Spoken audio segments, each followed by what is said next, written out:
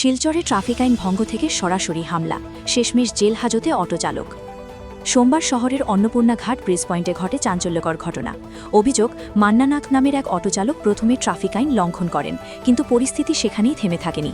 পয়েন্টে কর্তব্যরত ট্রাফিক পুলিশকে লক্ষ্য করে সরাসরি আক্রমণ চালান তিনি। ঘটনার পরপরই পুলিশ তৎপর হয়ে অভিযুক্ত অটোচালক মান্নানাথকে গ্রেফতার করে। মঙ্গলবার তাকে আদালতে তোলা হলে ঘটনার গুরুত্ব বিবেচনা করে আদালত কঠোর অবস্থান নেয়। বিচারকের নির্দেশে কোনো রিমান্ড নয়, সরাসরি জেল হাজতে পাঠানো হয় অভিযুক্তকে। আইন ভাঙার পাশাপাশি আইন রক্ষাকারীকে আক্রমণ, এই ঘটনায় শিলচরে চাঞ্চল্য ছড়িয়েছে। প্রশ্ন উঠছে, শহরে আইন শৃঙ্খলার প্রতি এমন অবজ্ঞা আর কতদিন? প্রশাসনের কড়া বার্তা, আইন নিজের হাতে তুললে রেহাই নেই।